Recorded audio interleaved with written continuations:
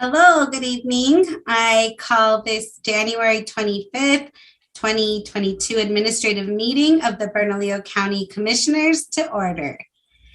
We will have a moment of silence followed by the Pledge of Allegiance led by, I want to ask our treasurer, Burse, if she'd be willing to lead the pledge this evening after a moment of silence.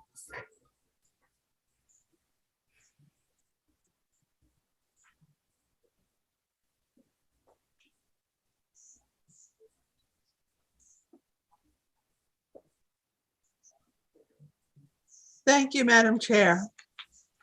I pledge allegiance to the flag of the United States of America and to the republic for which it stands, one nation, under God, indivisible, with liberty and justice for all.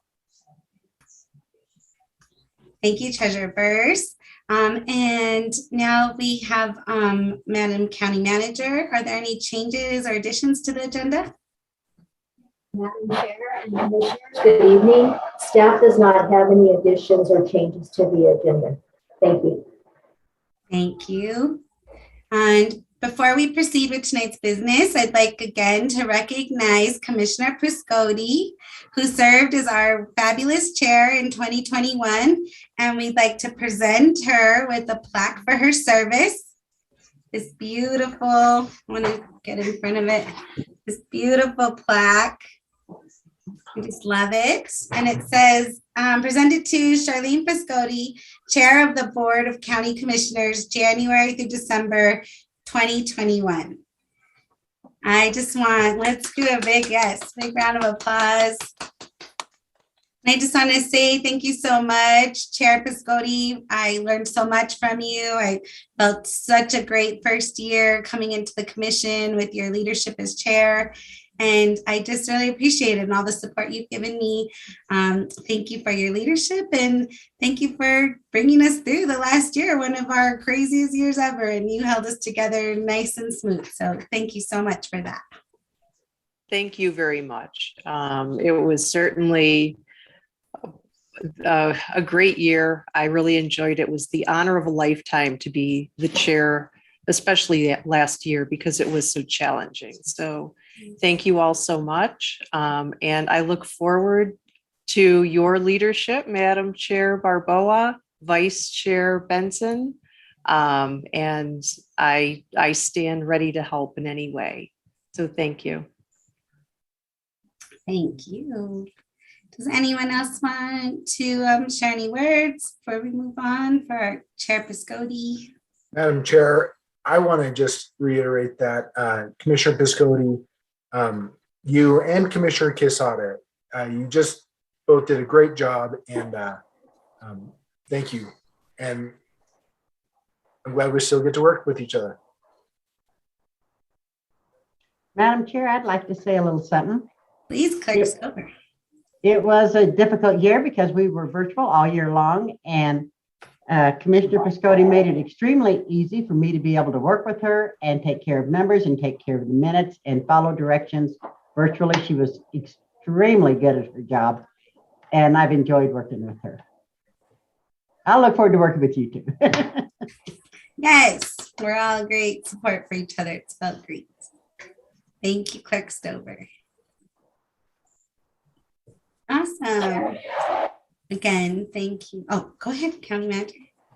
I just wanted to thank Commissioner Piscotti as well. On behalf of staff, we just want to thank you, Commissioner Piscotti, for all your support that you provided. And it was a pleasure working with you and looking forward to all the great things we're still going to continue to do. So thank you so much for everything. Great. So hopefully I can do a good job and get some good compliments at the end of this too. So now, before we hear public comments, we'd like to proceed with communication item 5A with finance and hear from the University of New Mexico Hospital report for this second quarter fiscal year 22. And the presentation will be by UNM CEO Kate Becker. Oh, thanks so much, Madam Chair. I'm just making sure you didn't want to do the proclamations first. That is the way it's on my agenda. Okay, great. All righty. So our report for the fourth quarter is in your, or for the second quarter of our fiscal year, the last quarter of December, October to December 2021 is in your packet. There's a couple of things I do want to point out. The first thing is, if you look on page 6 of our report, which is our income statement, you will see that as of the end of December, the first half of our fiscal year, the hospital is operating at a financial loss. We're at a loss of just under 4.6 million for year to date. There's two main reasons for that, and I just want to talk about them for a moment. The first one is everyone knows the hospital is extremely full. We have patients everywhere, and we're working really hard to take care of them. But a lot of the revenues that are generated by those patients are not equivalent to some of the revenues we were seeing last year when the mix was more folks in intensive care. And now what we're seeing is, especially with COVID patients, more folks on the regular medical surgical floors. That's good from a patient care perspective, but from a financial perspective, it is more challenging for the hospital. At the same time, the second thing is our increased expenses, because we have to staff for all of these additional patients and the supplies and the equipment and all of the things that go with that. And this year we do not have any CARES Act funding from the federal government like we did last year to help offset some of that staffing expense. So we are at a loss right now. And we do expect to see something similar for the month of January. Our expectation is that depending on Omicron and whatever other curveballs COVID throws, which as we all know have been a persistent theme, into February and March, we should start to see that COVID volume coming down and start to get to a more sustainable level with both our patient volumes and our staffing. So we are aggressively managing this, but it is definitely a more challenging situation this year. And people are tired. I know everyone has seen all over the place the information about healthcare providers and how hard everyone is working. And it's hard. It's hard work. So we're extremely grateful that the federal government and the state government both are providing us with medical teams. You may have seen that in the news. We have a U.S. Navy team right now at UNMH. They just started this week. That's about 22 members who are helping us. And then the state has approved additional staffing for us that will give us about another 30 staff members, primarily nurses, but also a couple of doctors and some respiratory therapists to help us. So we're really appreciative of that because it helps our staff get a little bit of a break from the really hard work that they've been doing to take care of our community. The second thing I would mention is you will notice that all of our patient satisfaction measures are down on the inpatient hospital side and on the behavioral health side. You'll see those on pages 11 and 12 and 35 and 36. I'm not saying this is an excuse, but I am saying that with these kind of patient volumes, with patients waiting for hours to get admitted, with patients literally being in our hallways as their care space, it's just challenging to have people then get a survey and say, were you a 10 out of 10 with your experience in the hospital? So continuing to work on just taking good care of patients. And we do expect that patient satisfaction numbers to improve as we get back to not having the kind of volumes that mean we have patients literally in the hallway. And then I think the other thing I would just want to talk about for a minute, we have in your packets the update on the Crisis Triage Center and kind of the timeline and information about that.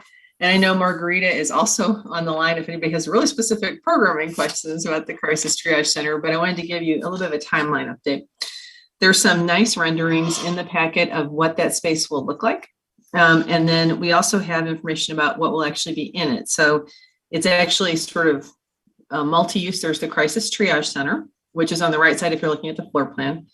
There's the peer support spaces like the peer living room, which is kind of in the middle.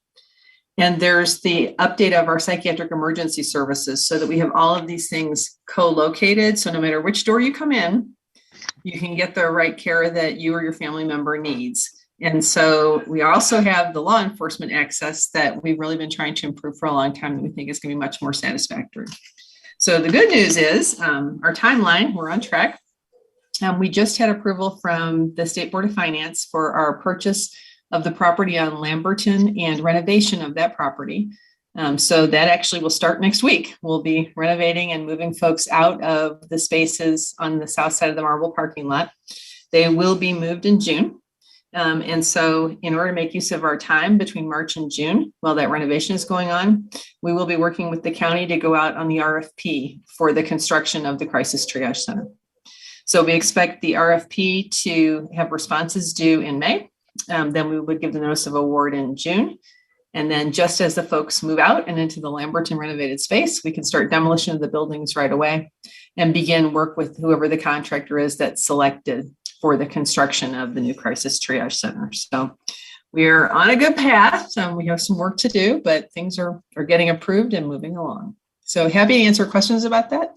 But that's the Crisis Triage Center update. Thank you, CEO Becker. I really appreciate this update. Are there any questions from commissioners?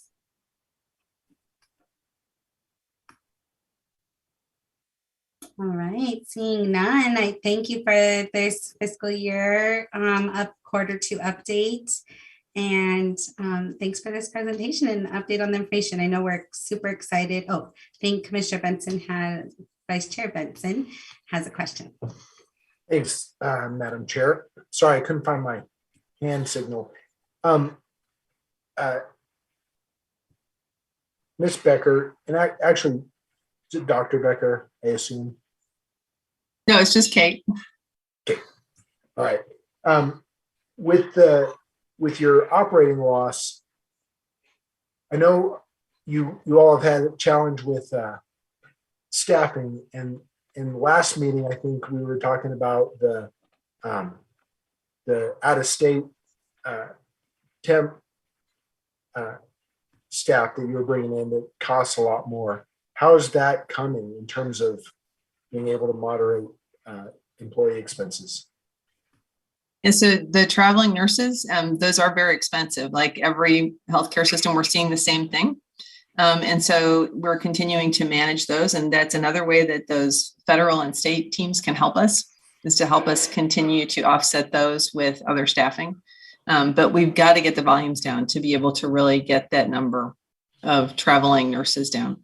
The other thing that people across the country are seeing is people travel for a while and then they get tired.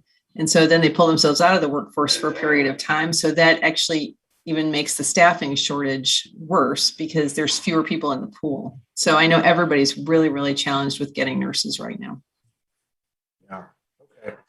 All right. Just curious on that detail. Thank you so much. Thank you.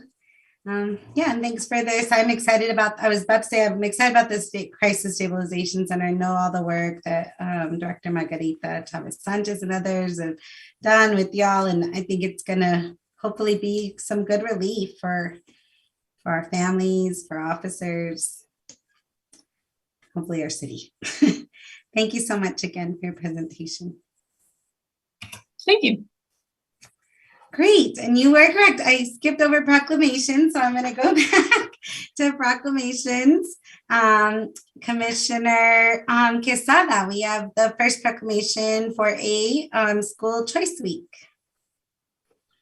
Thank you, Madam Chair. I hope you can hear me. Does everybody hear me okay?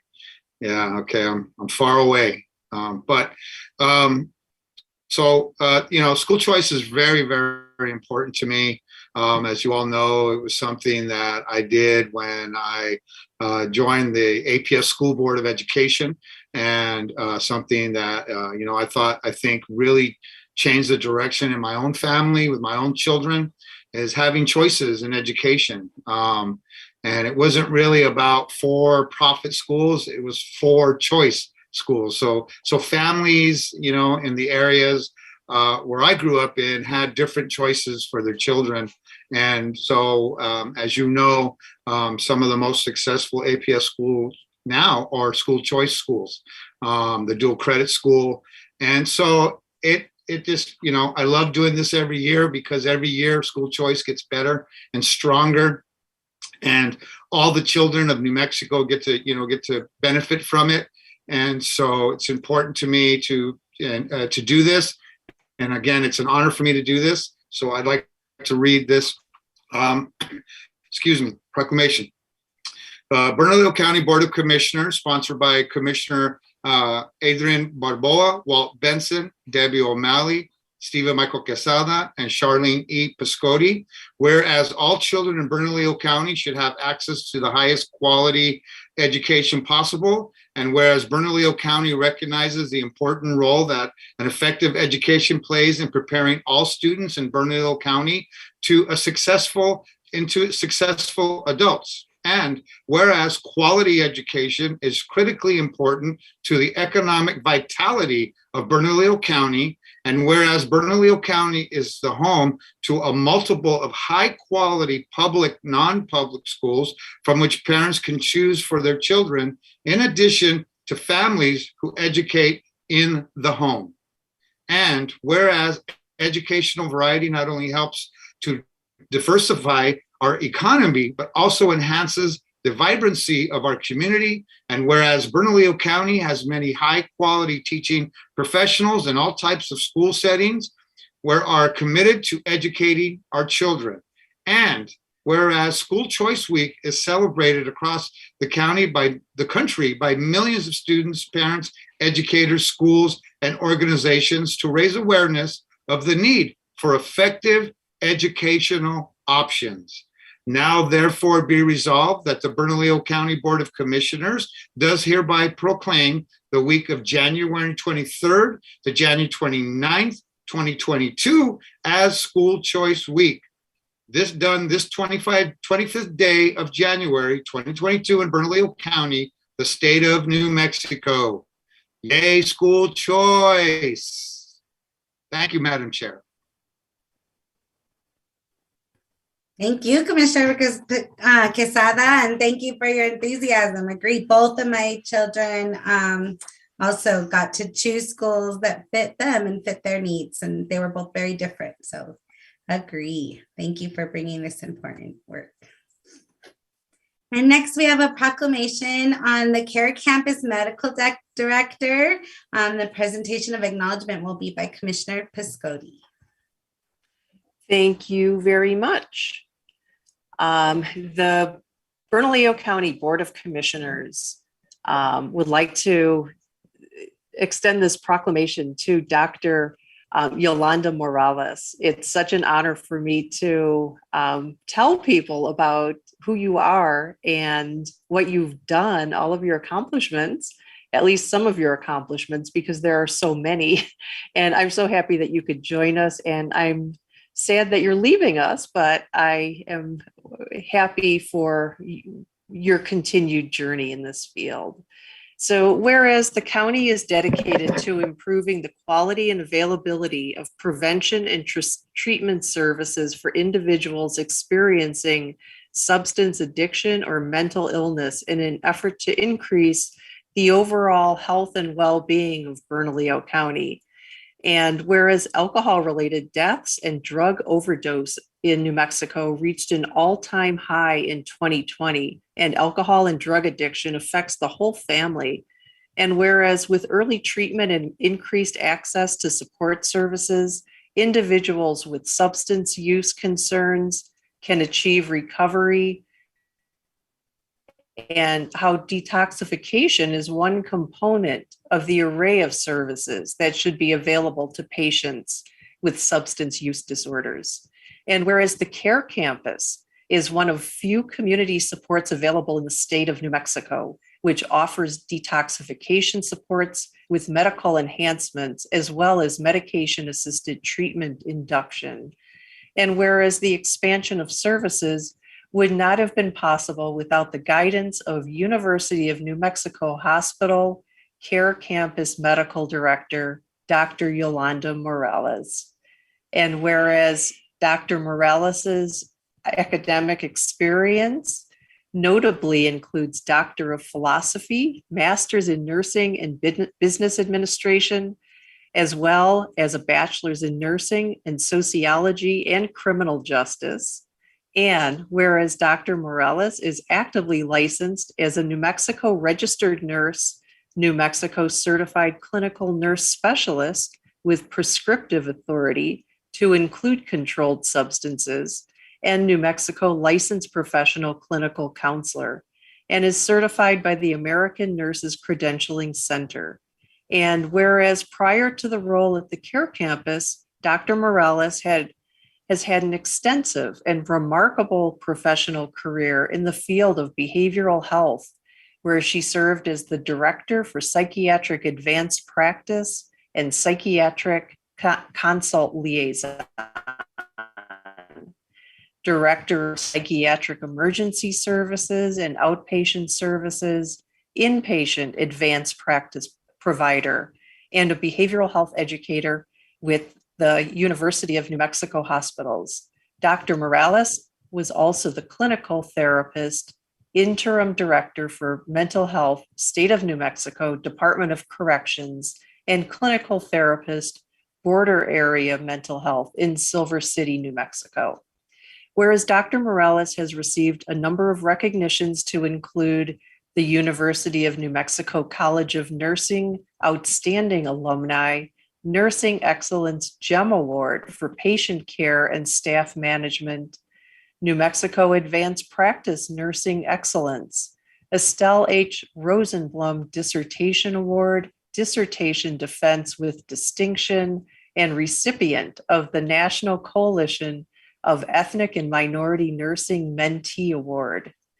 And whereas with the expertise and guidance of Dr. Morales, the Care Campus was able to expand eligibility criteria due to the evaluation and assessment of individuals upon entry and ongoing medical assessment to monitor the health, stability, and medical comfort needs of vulnerable individuals experiencing the significant and life-threatening effects of detoxification. And whereas with the support of Dr. Morales, in 2020, the Care Campus was able to establish a Suboxone medication assisted treatment program to support individuals in long-term recovery efforts. And whereas with the support of Dr. Morales, the Care Campus was able to establish and maintain accreditation through the Commission on Accreditation on Rehabilitation Services for the detoxification program, due to the enhanced medical services, quality of care, and the ongoing program established by Dr. Morales to provide medical emergency safety training for all staff. And whereas Dr. Morales has elected to retire from the University of New Mexico Hospital, and as such, last day at the Care Campus, as the Care Campus Medical Director is expected to be January 27th, 2022. Now, therefore, be it resolved that the Bernalillo County Board of Commissioners does hereby recognize Dr. Yolanda Morales for her contribution to the overall well-being of Bernalillo County residents, done this 25th day of January, 2022 in Bernalillo County, State of New Mexico, and signed by all the commissioners. And Dr. Morales, would you like to say a few words? Well, thank you so much. You're so kind, and I'm so honored that all of you have recognized me today. I'm going to tell you, I think that all the good work that has been done at the Care Campus has been in collaboration with the county and their leadership. And together we have faced many issues due to COVID, but we're able to provide quality services. So I'm very proud as an employee of UNM Hospital, which I've been there over 2 decades, to be able to collaborate and given the opportunity to help those who are vulnerable and marginalized and help them in their journey for recovery. So thank you very much to all of you.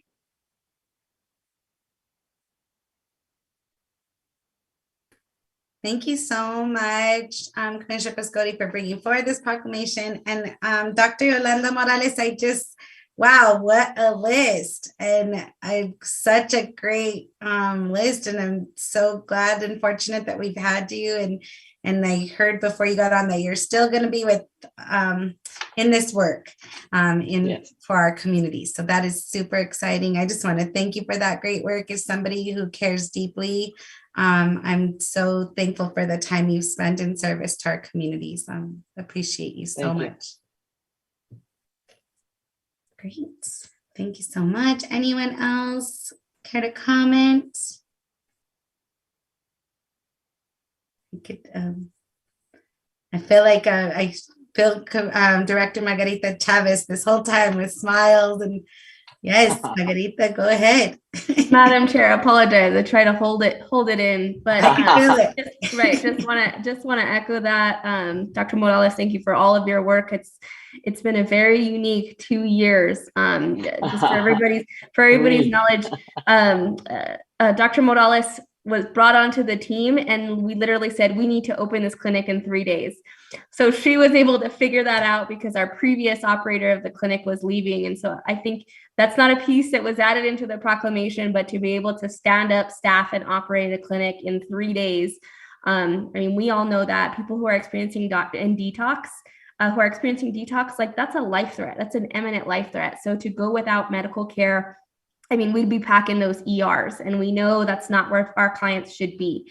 And so Dr. Morales and her team were able to help us stay sustainable pre-COVID and then navigate COVID throughout. So we will be, I've already laid the groundwork to be continue to work with her through First Choice.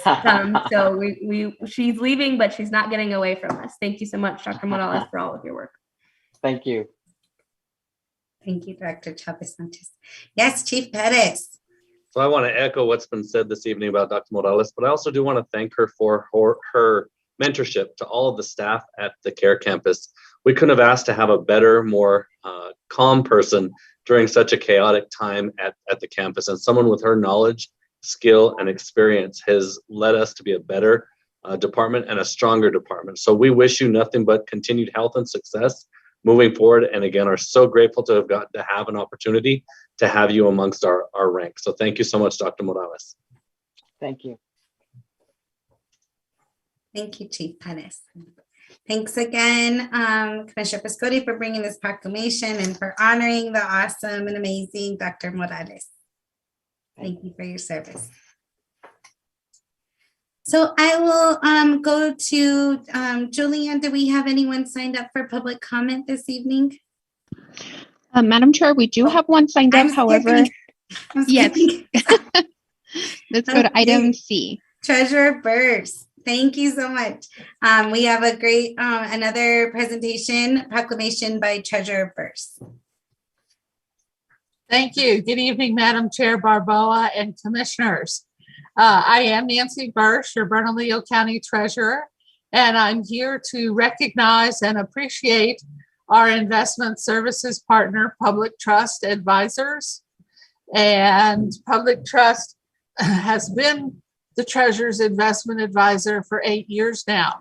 And while their service will be coming to an end next month, I wanted to take this opportunity to say thank you and present them with my Guardian of the Treasury certificate. There it is. And let me take a minute. I'd like to read this into the record. It says, Nancy M. Bursch, Treasurer of Bernalillo County, to all to whom these presents shall come, greetings. Know ye that reposing special trust and confidence in the integrity, ability, and discretion of Public Trust Advisors, I do appoint you Guardian of the Treasury for the devoted services to the welfare and progress of Bernalillo County, signed by me.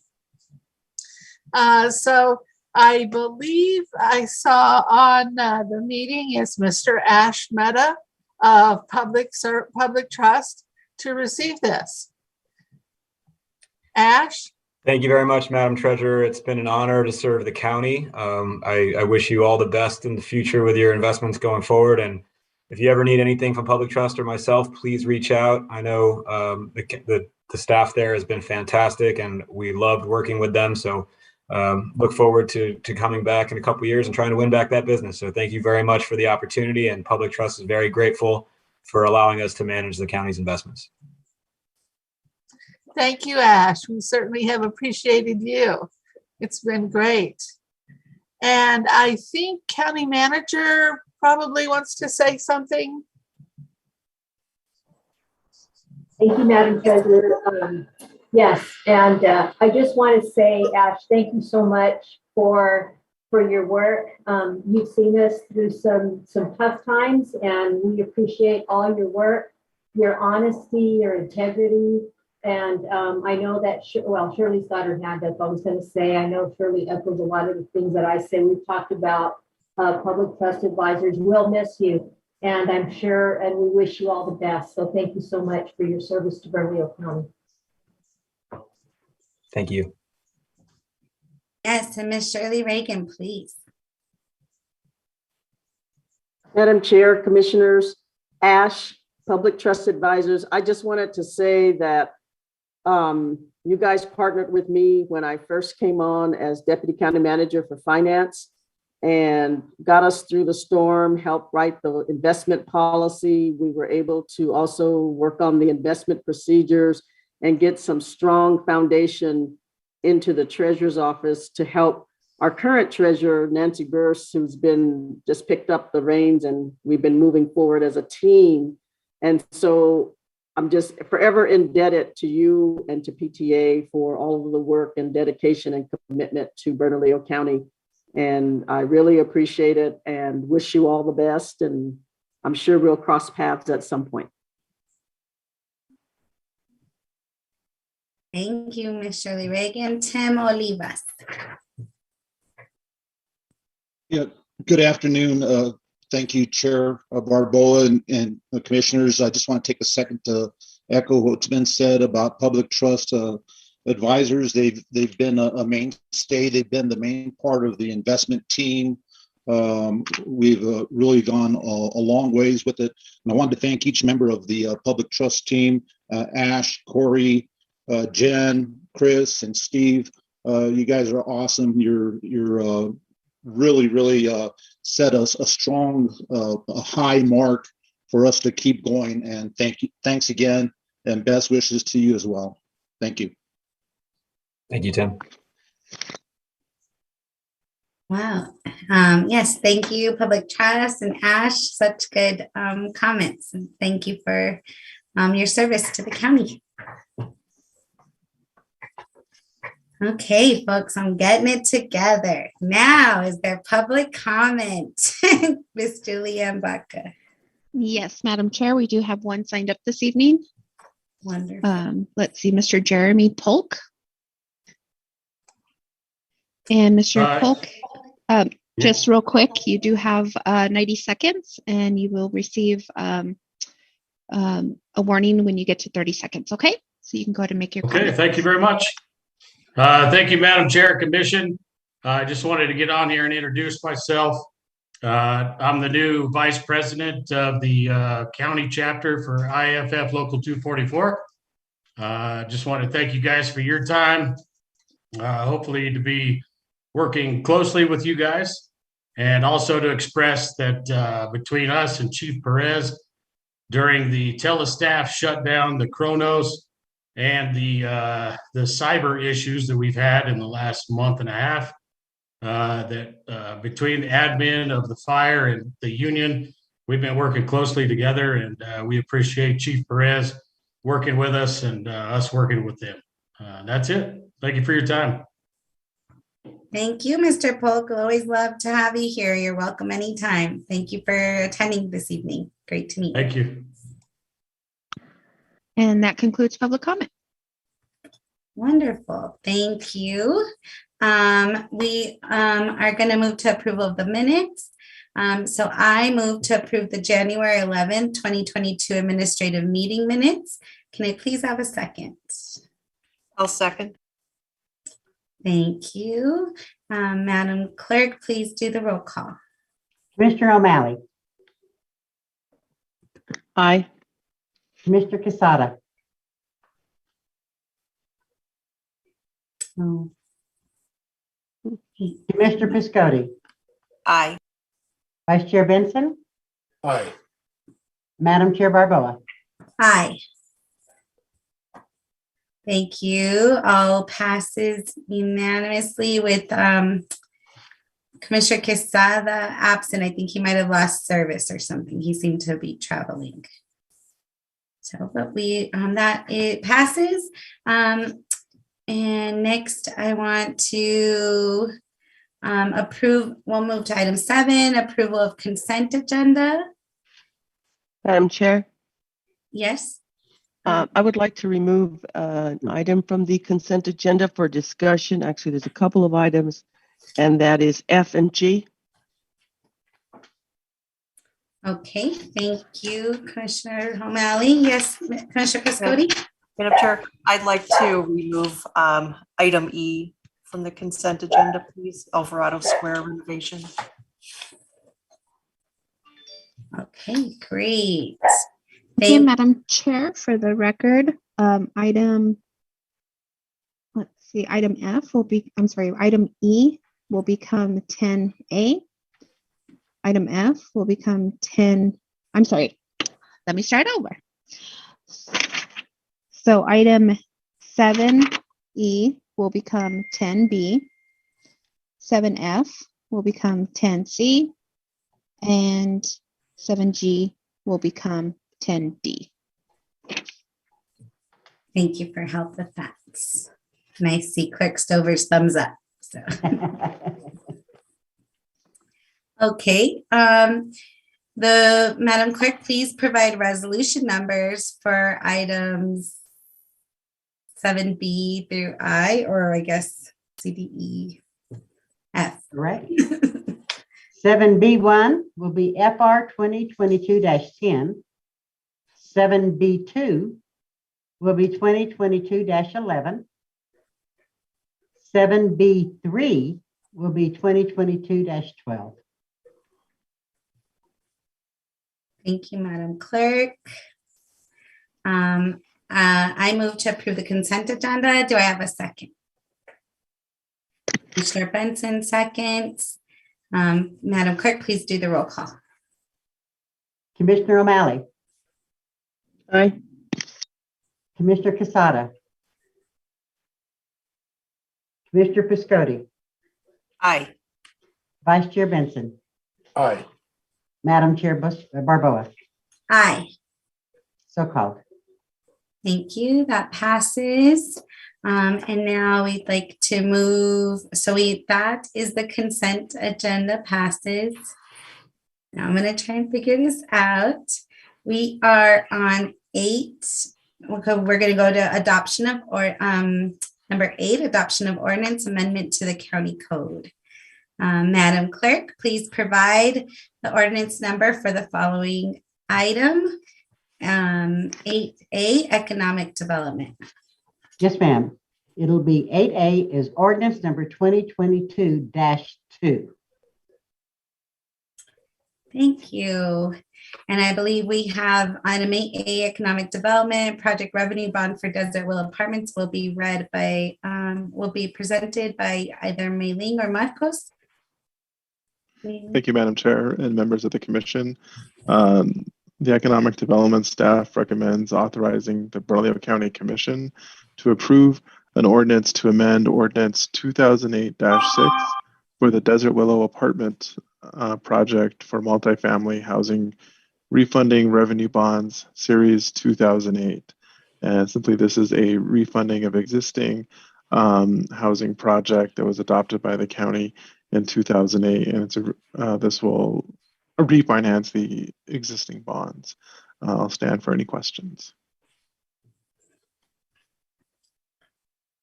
Thank you, Marcos. Is there any questions on items 8A? Madam Chair, Commissioner Quesada Madam has Chair. his hand up. Oh, great. Yay, you're back, Commissioner Quesada. Yes. Yes, I'm sorry, I lost connection and then I was able to join. I just wanted, and then it takes them a while to put me back as a panelist. So I just want for the record to say aye on the consent agenda. And other than that, I do not have a question for Marcos. I just wanted to make sure that I was counted on the consent agenda vote. So thank you. Thank you, Madam Chair. Commissioner. I have you. Thank you, Commissioner Quesada. Yes, Commissioner Benson? Thank you, Madam Chair. Commissioner Quesada, with your background, the yellow hand is hard to see. You might need to raise your own hand to get attention. Just a suggestion. Thank you, Commissioner Benson. Madam Chair, also, I just want to thank Marcos for this review of this item, and need affordable housing, and this is a good project for that. So I am an advocate for this. Yes, I agree. Thank you, Commissioner Benson. Thank you, Economic Development Team. All right, if there, I move the motion. Madam Chair, just quickly for the record, there was nobody signed up for the public hearing item on this. Oh, thank you very much. So there's no one signed up for the public hearing. So motion to adopt ordinance 2022-13. No. What was the number, Clerk Stover? Sorry. No, that's fine. Ordinance number 22-2. -2. Thank you. Motion to adopt ordinance 2022-2, authorizing the Bernalillo County Commission to approve an amendment to the ordinance authorizing amendments to the lease agreement, trust tenure, tax regulatory agreement, and related bond documents. Commissioner Benson is the sponsor, so I didn't know if you wanted to be the person to make the motion. I move to approve. Thank you, Madam Chair. Thank you, Commissioner Benson. I'll second. And County Clerk, do the roll call, please. Commissioner O'Malley, Yes. Commissioner Quesada, Aye. Commissioner Piscotti, Aye. Vice Chair Benson, Aye. Madam Chair Barboa. Aye. So called. Thank you, and that passes. Now we'll move to item 9A. Madam Clerk, please provide resolution number for item 9A. Yes, ma'am. 9A is AR 2022-13. Thank you. So we're going to be hearing from Daniel Robertson to present on Metropolitan Detention Center staffing emergency. Thank you, Mr. Robinson. Thank you, Chair Barboa, and thank you, members of the commission. I bring forth to you today the administrative resolution declaring, acknowledging the ongoing staffing emergency at the Bernalillo County Detention Center. I believe all members of the commission are aware of this situation over the past year or since COVID started and how this has continued to grow. The resolution seeks for the commission to acknowledge and continue mediations with plaintiffs' counsel in order to explore solutions for this problem in the short term and the long term. Declare that Bernalillo County will not hold out-of-county inmates that do not have a Bernalillo County hold pursuant to current law and any pending agreements. This means that Bernalillo County will not have their COs just hold inmates that have no reason to be in Bernalillo County custody and would request and enforce outside counties to more promptly pick up their inmates. Explore appropriations for additional funding to upgrade technology at the Metropolitan Detention Center. Approve the exploration of appropriations for a budget increase of the MDC recruitment department to help staffing levels inside the facility in the long term. And also to approve the request for assistance from the New Mexico National Guard. This also includes a request to return potentially 13 correctional officers that are currently deployed by the National Guard, and to include any assistance the National Guard can provide the Metropolitan Detention Center related to non-correctional officers' duties. In addition to this, there would be an approval of the exploration of receiving assistance from interns at the UNM School of Medicine who may perform internships at MDC, as well as exploration of temporary transfers of other Bernalillo County employees who can come to MDC and perform administrative tasks, lightening that load and allowing correctional officers to do their job. I am available for additional questions from the commission, as well as I believe Chief Greg Richardson is present as well. Thank you for that presentation, Mr. Robertson. I see Commissioner Piscotti. Thank you.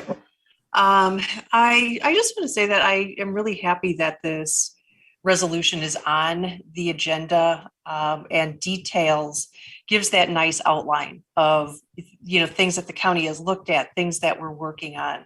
Because I think that, first of all, we know, especially the first week of January, things really kind of hit the fan with MDC and the ransomware attack and other things, staff shortages.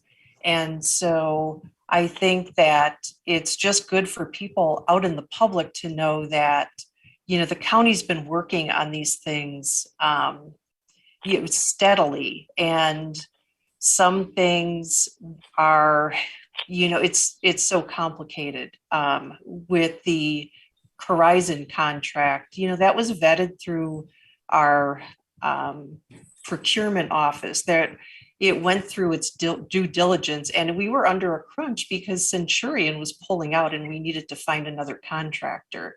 And everybody knows now. I appreciate Kate Becker from UNMH talking about staffing shortages, for healthcare medical personnel. And so that, of course, has affected MDC. And, we're under the same pressures to try to hire people to come out to MDC and work, especially as healthcare providers, behavioral health providers.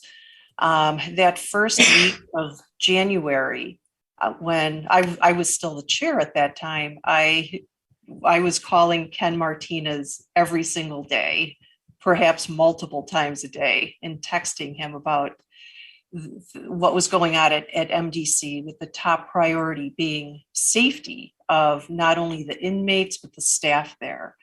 County Manager Julie was working on things behind the scenes. Greg Richardson, chief of MDC, was also very accessible. And so there was a lot of discussion and just a lot of trying to get things moving in there. And I know things have moved in there. We've gotten more staff thanks to, I think, Chief Perez, who helped get some behavioral health personnel into MDC. So the county as a whole has been discussing this, finding, through a very complicated, complex situation, the best way to go for the health and safety of our inmates and our staff. And the staff, I just want to give a shout out, is those corrections officers are under a lot of stress. And so I want to look out for them too. So I just want to say I'm happy that this resolution was put together and brought up and made public so that the public can know that there's been a lot of thought, a lot of action, a lot of collaboration, and trying to find creative, workable solutions for the health and safety of not only our inmates, but our staff. So thank you. Thank you so much, Commissioner Piscotti. Is there any other questions for our team at MDC? Well, I just want to thank you, Daniel, and to your team. This is helpful. I think it's, I guess one of the questions I would have is, do you feel like with these, there's sort of 4 measures we're taking immediately that will get to a place where we'll be, like, will we reach our goal, or will we continue to explore how to meet that goal? Madam Chair, I believe this is a great step, acknowledging it publicly that a lot has been going on. Chief Richardson has been, working with the COs on the ground and making sure their quality of life get happier. Getting them things that are not on the resolution, and this helps provide support to him and the staff down at MDC. As I believe the commission has stated, this is just one of many things. The problem is one that will require more from everyone involved, I believe. But this is a great step. Thank you, Mr. Roberts. Okay, great. So I will move a motion to approve Administrative Resolution AR 2022-13, addressing. What was that? Sorry, I thought you were done. I was seconding. Okay. Addressing the Bernalillo County Metropolitan Detention Center staffing emergency. And I believe we have a second from Commissioner Piscotti. Thank you. Madam Clerk, please call the roll. Commissioner O'Malley, Yes. Commissioner Casada, Aye. Commissioner Piscotti, Aye. Vice Chair Benson, Aye. Madam Chair Barboa. Aye. So called. Thank you. And so that is passed. Thanks to everybody who put work in that emergency. We're moving on to item 10 approvals. And item 10A is finance, American Rescue Plan Act award approvals of projects. And we have our awesome Shirley Reagan and staff to present. Good evening, Madam Chair Barboa, Commissioners. I'm Shirley Reagan, Deputy County Manager for Finance. Tonight is kind of a formality, but another exciting step forward and getting some money out into the community. These are some projects that you guys had approved in concept, basically back in September. We've done some more analysis and we're ready to move forward with them. The first project the first motion is to approve the use of ARPA funds in the amount not to exceed $1,604,167 for the Community Connection Supportive Housing Recovery Project in accordance with expenditure category 3.1, which is services to disproportionately impacted communities. And we have on hand, I'm going to go ahead and read both motions, but I also have some of the county team members that will be administering that here if you have any questions, and that is Charlie and Betty are here as well. The second motion is to approve the use of ARPA funds in the amount not to exceed $1,869,773 for the national doing business as Up Together Bernalillo County Economic Relief Program in accordance with expenditure category 2.03, which is negative economic impacts. The last motion is to authorize the county manager to execute subsequent agreements and amendments for the projects approved by the Board of County Commissioners as presented above under ARPA. I stand for any questions. Thank you, Shirley Reagan. Any questions or comments?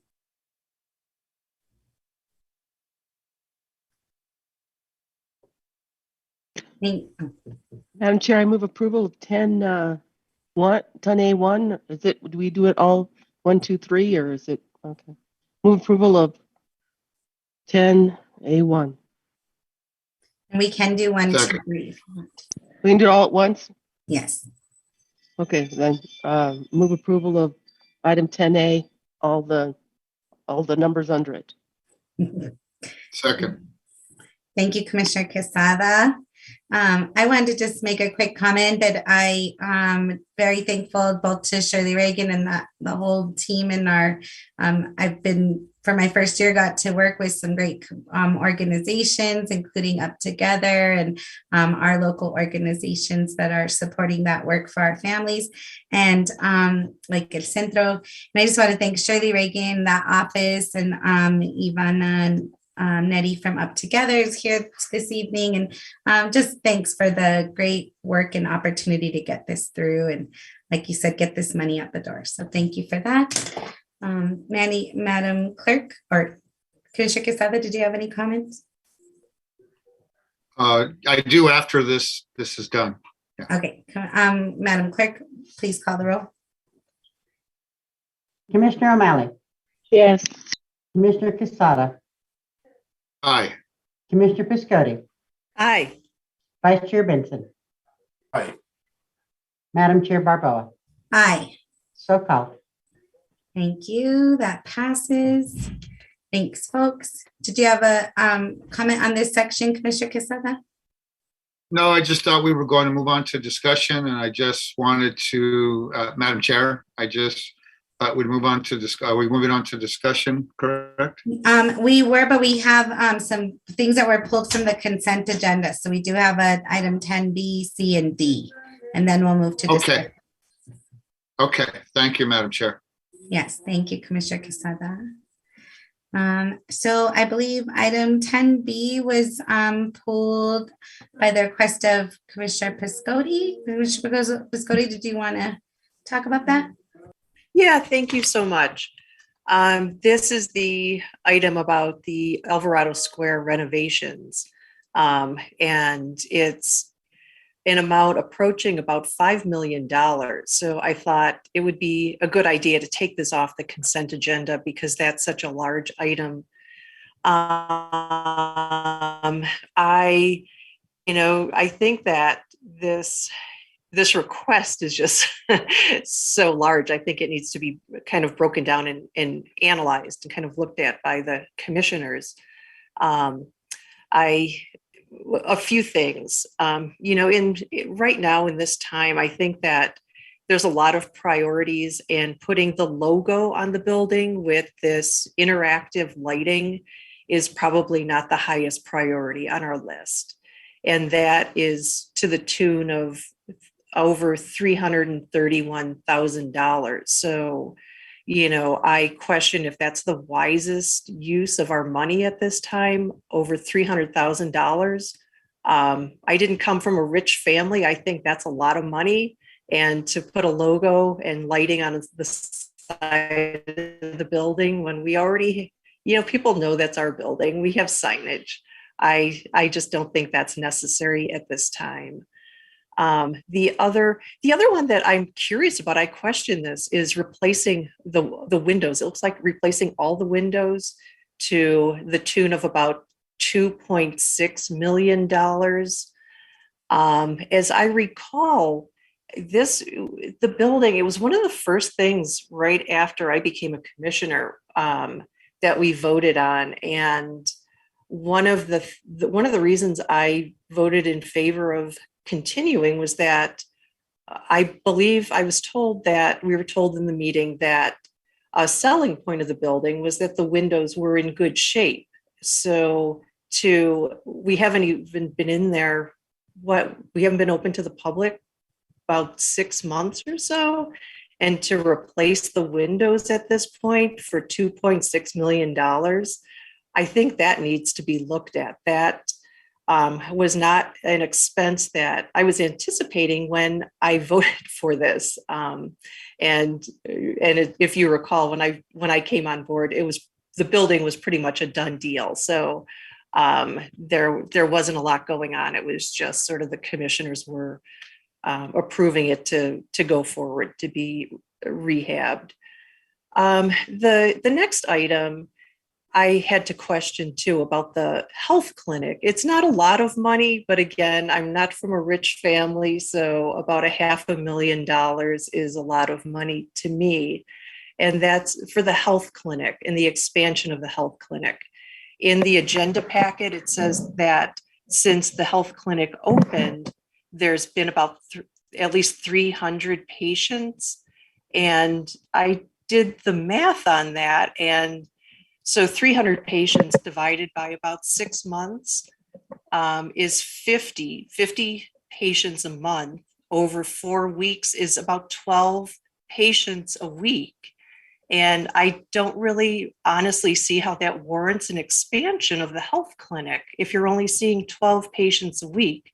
I'm a mental health therapist. If I were seeing only 12 patients a week, I would be considered a part-time practice and not, working up to my potential as a therapist. So I really don't see how that warrants a $500,000 expansion at this time. The other item, security, 37,000. That I guess I trust our security team to know that that's reasonable. I also wonder about the 7th floor build out at $1.2 million.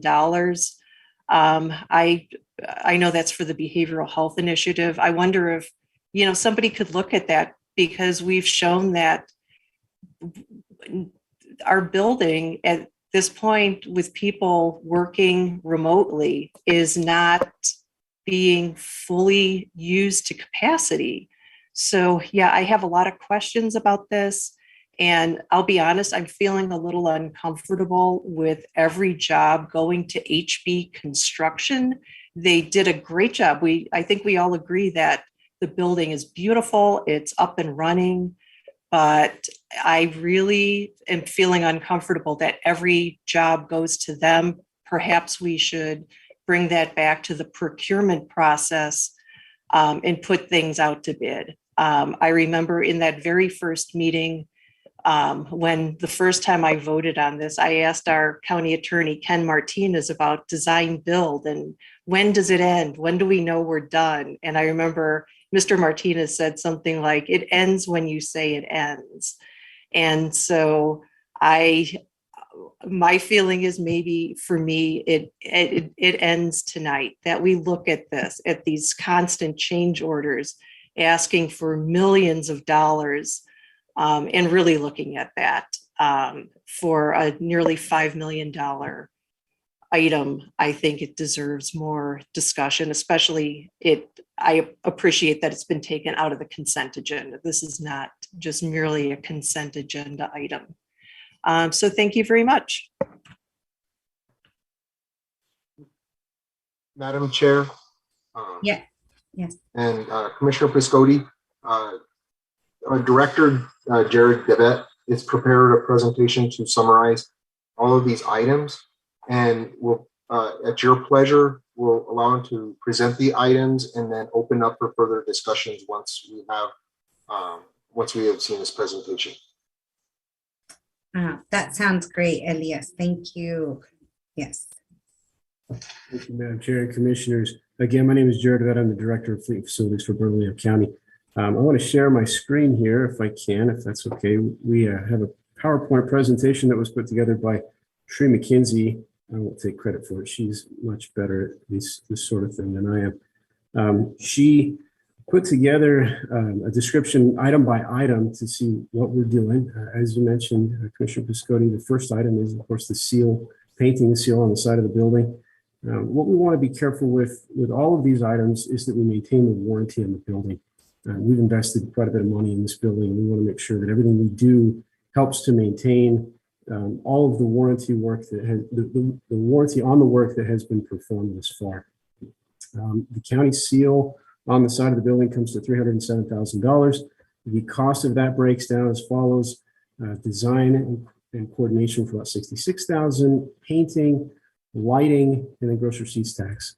This is a pretty interesting project. We actually have a painter, a professional painter coming in from Las Vegas who does this sort of thing on the buildings out in Las Vegas. It would involve rappelling down from the roof of the building to paint that seal. Again, it all goes down to how much we want to show off our building, and that's really the main intent. We're going to have it done right, done professionally, and not cause any damage to the rather expensive stucco. So that's item one. Item two, additional security technology. We found that with the building being partially occupied, fully occupied, back and forth with COVID, that there's some lapses in what we need to keep our people secure. This will be the installation of additional security buttons, some cameras that maybe need to be placed in certain locations that we realized we didn't have coverage. Pretty reasonable amount of security upgrades there that we feel are going to help keep us safer.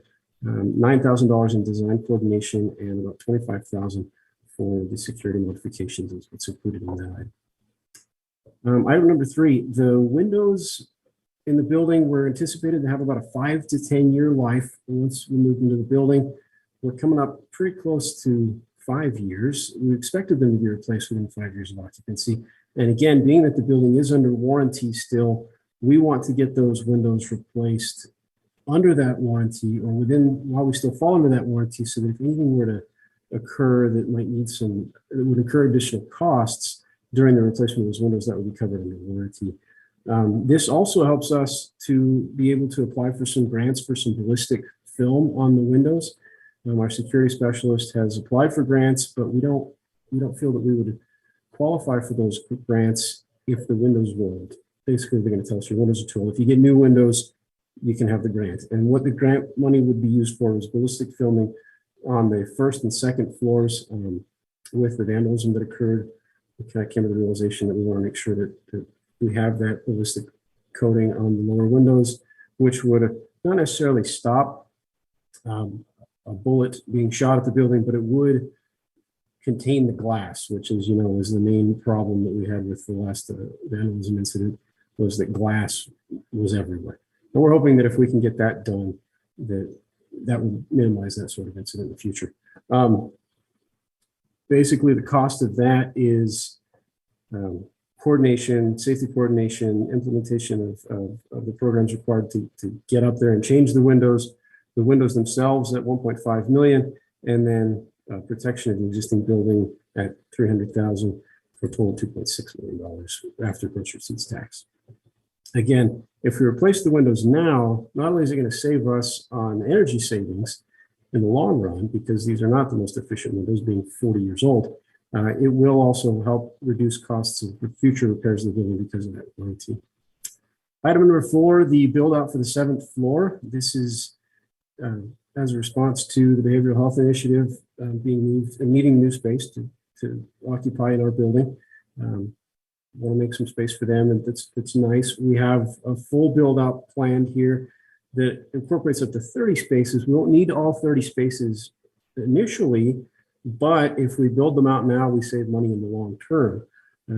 We've again reached out to HB for this, mainly because they've already done everything else. They know what we want. They know how we want things done. They know the finishes. They know the quality of work that we expect. And in the long term, that saves us money because we don't have to go out and bid and find another contractor that's going to have to try and work the way we want them to work.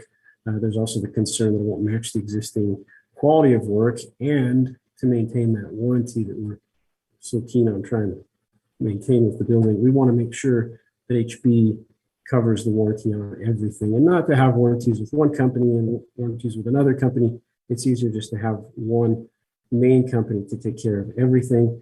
With the cost of construction, this $1.1 million sounds a little scary at first. We're getting sticker shock with just about every construction project we have going right now, but it's really pretty reasonable. The cost compared to about a year and a half ago when we looked at costs, what this might be, really didn't increase very much, only about $100,000. So it's not terrible. And again, we attribute that to HB just knowing what we want and knowing what it's going to take.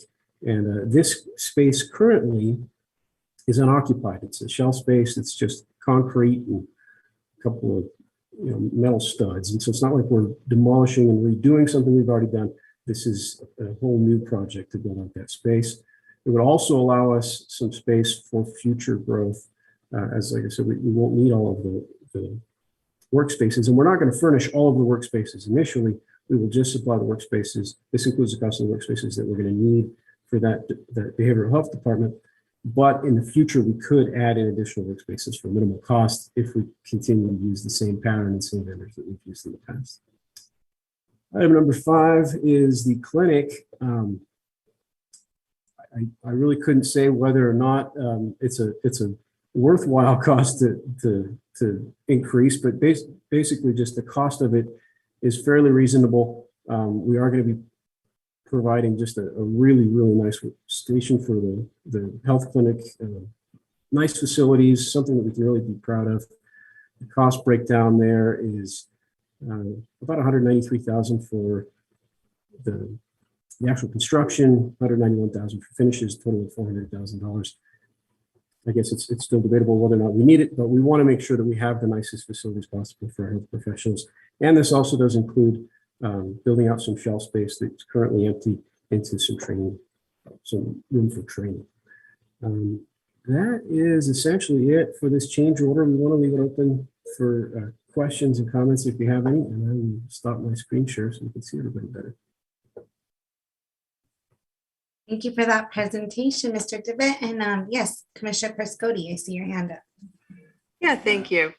First of all, thank you so much, Mr. Devitt, for that presentation.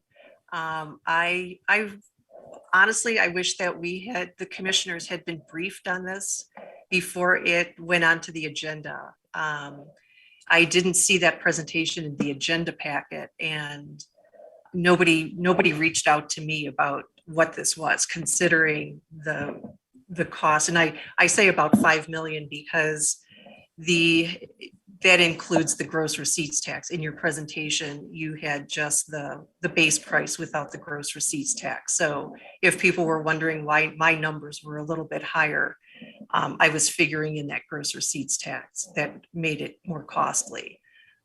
So yeah, I wish that we had gotten a briefing on this and gone through that presentation beforehand, because $5 million in expenditures deserves a briefing and not just an item on the consent agenda. I still have a lot of questions, and, for instance, about the windows, they certainly seem very functional to me. And I thought we had won an award for being energy efficient. So I'm not really sure why we need to spend, what was it, $2.6 million on new windows if we were already doing well with them already. So I appreciate the presentation, but it still leaves a lot of questions that I think if we had been briefed beforehand and really gone over this and analyzed it, I would be in a better place. But because that didn't happen, and that presentation, even though it was nice, it was pretty brief, not specifically detailed. I'm not feeling comfortable with this. Thank you. Thank you, Commissioner Piscotti. And actually, thank you for bringing off the consent agenda. I had thought about possibly pulling it off too, just because I like for our public to have information. But I had asked for the department to give me a briefing last week. We usually get asked if we want to hear about any of the items. And so I did call in and was able to get that same presentation, but I think I understood just to the, and folks, please, Mr. Devitt, correct me if I'm incorrect, but that the windows, part of the window piece was that because we are already getting a grant to do the ballistic windows, right? So that's money waiting to do the ballistic windows to stop, gunshots to be able to, from entering the building, but that I think the thinking around adding new windows was that why put this expensive ballistic film over old windows. And so I believe that's the reasoning and rationale that was given to me when also asked about this. And then I guess I hadn't broken down. I appreciate your breaking down the healthcare clinic and the numbers. I'd like to hear more about that, but I was also told about the expansion of services to family members. And on my day job, I get to work around trying to pass healthcare policies and healthcare access all year round. And you wouldn't believe the number of folks who don't, or whose families, because they fall out of a certain family structure, or they're not legally married or whatever, they can't get access to healthcare. And so I'm excited about the healthcare clinic, and I hadn't broken down those numbers. So I appreciate that, Commissioner Piscotti, and I would like to hear more about that myself. Yes, Mr. Archuleta, please. Thank you, Madam Chair. So just to clarify one point with Commissioner Piscotti, the awards we won for efficiency were for the new systems that we replaced and put in. Replacing these older windows will simply add to those benefits and increase the energy efficiency in the building and will likely also bring down our operational costs for the heating and cooling of the building.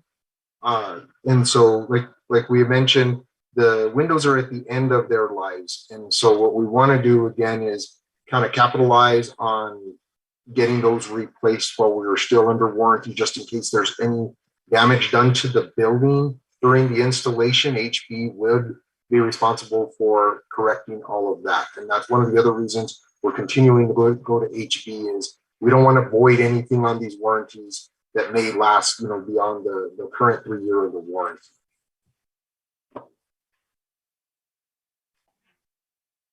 Thank you for that clarity. Yes, County Manager Morgas Baca. Thank you, Madam Chair. So I understand Commissioner Piscotty's concerns, and I apologize if you felt uncomfortable and that you were not informed by staff. And so we are certainly open to deferring this so that we can meet with each one of you individually and answer any questions or concerns that you may have. So that if you'd like to do that, I'd like to put that out there. Thank you, Madam Chair. Thank you, County Manager. Do we have any motions to consider? I'd like to make that motion, Madam Chair, to defer the item. I'll second. Okay, we have a second. Madam Clerk, please call the roll. Madam Chair, actually, I'd like a point of discussion. Yes, sorry. Yes, please make discussion. I thank you, Commissioner Piscotty, for pulling this out. Actually, first of all, pulling out of the consent agenda. I just want to say, sometimes the consent agenda is so large that it's sometimes easy to miss some items.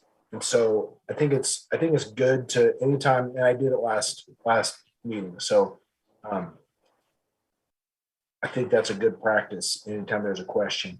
But then also the individual items, actually I did have more questions about the windows.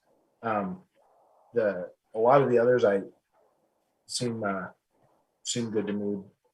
Just the size of it, I think is too big to just pass without discussion. So thank you, County Manager Baca, for that solution. I think it's a good, just for as far as financial stewardship, I think it's a good discussion point to have. That's all, Madam Chair. Thank you, Vice Chair Benson. Any other discussion? And there's a motion on the floor now for deferral of this item to the next meeting. Okay, Madam Clerk, please call the roll. Commissioner O'Malley, Yes. Commissioner Casada, Aye. Commissioner Piscotty, Aye. Vice Chair Benson, Aye. Madam Chair Barboa. Aye. Thank you. Roll Your call. motion- Thank you, Madam Clerk. And so that item will be deferred. And we will all get some briefings. Yes, Mr. Archuleta. Madam Chair, commissioners of all commissioners, I will work with your administrators to schedule those briefings here before the next meeting. But if you feel we need to have more time with that, we'll wait till we conduct all the briefings before asking to reschedule this item. Thank you for that clarity. Yes, it'll be scheduled at a later date. Okay, without any further discussion, we'll move on to items 10C, information technology ransomware recovery purchases. And I believe Commissioner O'Malley, you were requesting to pull this off the consent agenda. Do you want to? Yes, thank you, Madam Chair. I know that Mr. Benavides is with us. He is the director of the IT department, and I appreciate him being here. I I had sent some questions for you, Mr. Benavides, and it's kind of I kind of want to know a little bit where we are, and some of the questions really, I think you said you could just follow up and answer them on sort of a high level, were your words, without having to really like publicly disclose anything that might be, sensitive, that sort of thing. So if you would, please tell us, a little bit about what's going on. I think that there's a lot of questions about our cybersecurity system. I mean, our system, right? Is it secure? Why isn't it more secure? Those kinds of questions. So first of all, though, I do want to thank you very much, you and your team, and I know so many others who worked around the clock to get the systems back online. And that was very hard work, very challenging. So first of all, I want to thank you, County Manager. And I know not just your team was involved, but others were involved as well. Absolutely. Commissioner O'Malley, fellow commissioners. So where we are today, a little bit of background. So we were first impacted by this ransomware incident on Wednesday, January 5th in the early hours, about 5 a.m. We immediately engaged both our cyber insurer as well as law enforcement, BCSO, as well as the FBI. And we moved very quickly into containing the incident and into investigation and recovery. So we're about 3 weeks. Today, I guess the end of the day marks 3 weeks into recovery of the incident. We're actually in very, very good shape. I think our recovery has progressed faster than an incident of this size typically would progress. And I have to credit, I think, the commissioners as well as my leadership, County Manager Orgaz Baca and Deputy County Manager Reagan, specifically for investments made in the recent past that have allowed us to recover in a relatively rapid fashion. The scale and scope of the attack was pretty large, and this is something that we've been able to respond to very well, I think. We're not done. There's still significant work to be done before we are completely ahead of this. And then obviously there's some things we'll be looking at to strengthen our security position. So I'll address the questions that you sent me an email. One of the questions was around penetration testing and the penetration testing as a practice, and then kind of what's our stance and where we've been with penetration testing. And it's a very, very good question. So I thank you for that. You are absolutely correct. Penetration testing is a very good tool that helps us understand where our vulnerabilities exist, and then gives us a systematic means for addressing those vulnerabilities. I'm pretty pleased to say we've been doing penetration testing. We do it annually. We've been doing it for the last 7 years at least that I've been here. And we do that with a local cyber forensics firm that does a very good job for us. And it's our standard practice to close all critical and high priority findings every year when we do that. So I think that has helped strengthen our position over the years and helped drive some of the investments that we've made over the years that have put us in a really good place kind of coming into this. The other thing we recently were able to invest in the last year is some technology and tools that allow us to do regular scanning of our network on a regular basis. So essentially every 24 hours, we do a scan of our network to look for vulnerabilities, then allow us to address those. The name of the game when it comes to cybersecurity these days is time. I believe the metric is 83% of exploits are taken advantage of in the same day that they're made public knowledge. And so from when an exploit or vulnerability is found, literally within 24 hours, you need to have a solution in place or you become more vulnerable. So penetration testing has been a very good tool for us. It's something that we made practice over the last 7 years. The other question that you posed in email was really around legacy systems, if you will, and the risk that they pose to networks. And I think that's also very astute observation in that legacy systems and what I call non-standard systems, things that don't comply with your security standards because of particular requirements that a vendor may have or a piece of software may have, those do pose some of the larger risks to a network in terms of keeping it patched and keeping it secure. And so one of the strategies that is pretty standard there and that we've been able to utilize is segmenting those things that you can't keep to the same security standards away from the rest of the network, so that if one of them were to become compromised, you could limit its ability to affect the rest of the network.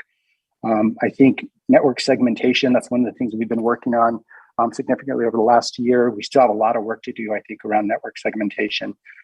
Legacy systems is one of the more challenging elements of a government IT system. Many of our systems are decades old, and some of those decades old systems are some of the more challenging things to deal with. I think the county has done a really good job in the last 6 years or so in investing to eliminate some of those legacy systems. A good example being, our recent investment in a new jail management system that we put in MDC. That one that's much more able to handle the challenges of today. The last one was 20 years old when we replaced it. So segmentation is definitely something we've done, something that we're going to continue to do, something that we need to do more of, because it is a method that allows us to limit attackers from moving across the network. And we did see some of that benefit in this particular attack, where some servers were not impacted because they were segmented behind firewalls. And so we intend to do more of that. We did make an investment last year in a technology that will allow us to do some more of that, and that's in the process of getting implemented as well. Madam Chair, thank you so much, Robert. So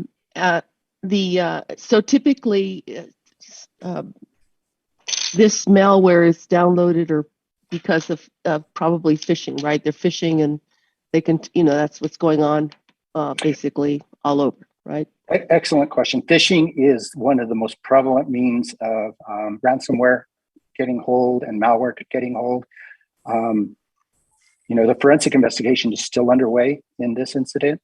We've got National Cyber Forensics involved, and it is a criminal investigation with the FBI. So I really can't comment on the specifics of this particular attack. But phishing is definitely one of the mechanisms they use. One of the other things they do quite a bit, and this is one area I'll be asking county manager and our leadership for some more support tomorrow when we meet, is just brute force password hacking. So they can attack passwords very rapidly and crack passwords. And so the county, over the last 2 years, we've been ratcheting up our requirements on passwords and making them more complex. But there's some new methods that we want to employ, something called multi-factor authentication. Most of you probably have it in place with your bank account, right? Where you have a password, but you also get a text message to your phone. And if you don't put the code in from your phone, you can't get into your bank account online. We had some challenges getting MFA. We ran a pilot about a year ago, and some of that legacy environment has been in our way of getting MFA in place. But we're moving forward on MFA coming out of this so that we can protect our accounts with another layer. And so getting some support to, none of us like making it harder to log into our accounts. That's definitely one of the things that is frustrating for a lot of us, but it's just the state of the world that we live in, where we have to do things like that to protect ourselves from those that want to try to monetize any weaknesses that they can find. Thank you so much, Robert. And also just finally, what can we do? I hope you will let us know if there's anything we can do to support your efforts. Unfortunately, this whole field is getting to be, where people who understand it, it's not inexpensive to try and deal with these issues. In fact, it's getting more and more expensive. So, however we can support your efforts, I'm sure that we would all be happy to do that. Thank you very much for the update. Commissioner O'Malley, thank you for that. I can't emphasize enough the amount of support that we've received over the years and in the current situation. And so, as Madam County Manager knows, I'm not shy about asking for help when we need it. Okay, well, that's great. Madam Chair, I'd like to move, I think it's item G, the first one, or F? It's 10, C, and D, if you wanted to do both, or if we wanted to do the second one as well. If I can move both 10C and, is it D? I would like to make a motion to do that. I'll second. Thank you. And Madam Clerk, please call the roll. Commissioner O'Malley. Yes. Commissioner Casada. Aye. Commissioner Piscotti. Aye. Vice Chair Benson, Aye. Madam Chair Barboa. Aye. Thank you. Thank you for that presentation, Robert Benavides. And yeah, this is my first time going through something like that. Glad we have you all there. Yes, thank you. Okay. Exit full screen. So we have one last item. Oh no, that was on the consent. Sorry. So now we are moving to discussion. Item number 11, discussion. I believe Commissioner Quesada, you had some discussion items. Yeah, thank you, Madam Chair. It's not really a discussion, but I just thought it would be a good opportunity for me to really give a shout out to Chief Perez and the fighters in my district. You know, we have a lot of abandoned homes in my district, and me and a lot of the staff have gotten together. We really are moving forward on how to kind of mitigate these, you know, these properties. But I just want to thank you know, our great fire department for Bernalillo County. They've been responding at a high rate to these abandoned homes in the South Valley, and with that, they've really saved a lot of other homes, and they've really made the residents of the South Valley feel very safe. And I just wanted to personally thank you for that, Chief, and I want you to pass that on to all the firefighters in Bernalillo County, and especially ones in the South Valley, who have really stepped up their game for us. And I appreciate them very much. And I think this really proves why we need those fire stations, you know, and that me and you have been hoping that we're going to be able to get done by the time I'm done here, and add a couple more fire stations into the district. It's not really a plug for those fire stations, but it actually is you know, a conversation of the need. And so I just wanted to say that, Madam Chair, before I got off this meeting, how awesome and great those firefighters are, and how they respond to the needs of the residents of Bernalillo County, and especially the residents in my district down in the South Valley. So thank you, Madam Chair, for that. Thank you. And I'll second that. From District 5, Bernalillo County Fire Department is the best. I'll third that from District 4. Well, we want to hear from you, from Chief Perez, but let's give a big round of applause for appreciations. Madam Chair, Commissioners, thank you so much. The men and women of our fire department definitely work tirelessly and give everything they've got every day to protect the citizens of Bernalillo County and the city of Albuquerque when called upon, or anyone when called upon for that matter. We never say no when called upon to help. And I thank you, Commissioner, for that credit. None of us are in this for the credit, but we'll definitely take it when it's given. So thank you to all of you. Definitely appreciate it very much. And I will pass it on. Thank you, Chief Perez. Yes, Commissioner Piscotti. And I just want to mention, just to add to what the chief said, not only does the fire department look out for the human residents, but I did see a post on Facebook that you rescued a cat from a tree. So thank you for looking out for our animal friends as well. Our pleasure. Thank you for that. I needed that smile. So great. We're on, if there's not any further discussion. All right, announcement of the next commission meeting will be Tuesday, February 8th, 2022, administrative meeting at 5 p.m. and it will be a Zoom meeting.